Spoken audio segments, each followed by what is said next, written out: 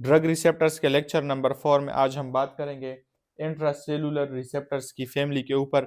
ये last family है और इससे पहले जो हमने 3 फैमिलीज़ पढ़ी थी रिसेप्टर्स की, ये उन सब से मुख्तलिफ है। इसके नाम से भी आप इसको समझ सकते हैं, इंट्रासेलुलर मतलब ये जो रिसेप्टर होगा वो सेल के अंदर होगा, सेल मेम्ब्रेन के अंदर होगा। इससे पहले जो हमने 3 फैमिलीज़ पढ़ी थी, आयन चैनल रिसेप्टर्स, जी प्रोटीन कपल रिसेप्टर्स और एंजाइम लिंक्ड रिसेप्टर्स, वो सेल मेम्ब्रेन के अंदर एम्बेडेड थे, वो सेल के अंदर नहीं थे बल्कि वो सेल मेम्ब्रेन के ऊपर थे।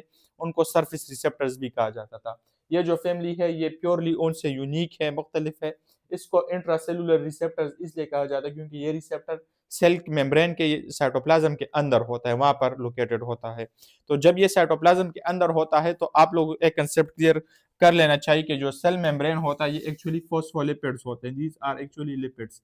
तो जब इन लिपिड्स को क्रॉस करना है किसी ड्रग ने, तो उस जो लिगेंड होगा या जो ड्रग होगा, it must be lipid soluble, उसकी लिपोफिसिटी है वो ज्यादा होनी चाहिए, तभी जाकर वो जो है इस लिपिड सेल मेम्ब्रेन को जो है क्रॉस कर सकेगा और सेल के अंदर जो उसका रिसेप्टर होगा, जो उसका टारगेट होगा, वहां पर जाकर अटैच हो सकेगा और अपना इफेक्ट दे सकेगा।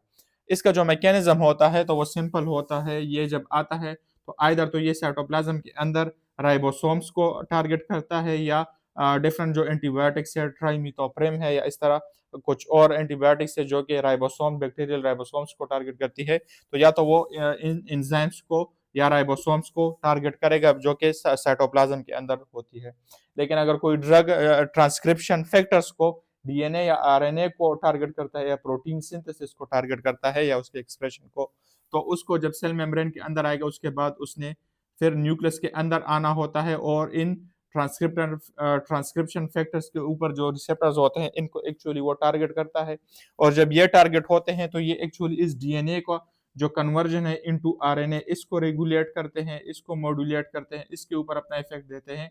और या इवन कुछ ड्रग्स इस तरह होती हैं कि जो आरएनए की एक्सप्रेशन इनटू प्रोटीन्स होती हैं, कौन सा प्रोटीन उसने बनाना है, कितने मिकदार में बनाना है, कब बनाना है, तो उसको भी वो टारगेट करता है, रेगुलेट करता है। तो जो इंट्रासेलुलर रिसेप्टर्स होते हैं उनके ये तीन इससे इसके अलावा और भी उसके टारगेट हो सकते हैं, बट मेजर इसका राइबोसोम्स, एंजाइम्स और transcription factors inside the nucleus जो फैक्टर्स होते हैं उनको वो टारगेट करता है। इसी लेक्चर के साथ हमने 4 फैमिलीज ऑफ द रिसेप्टर्स को कंप्लीटली कवर कर लिया है।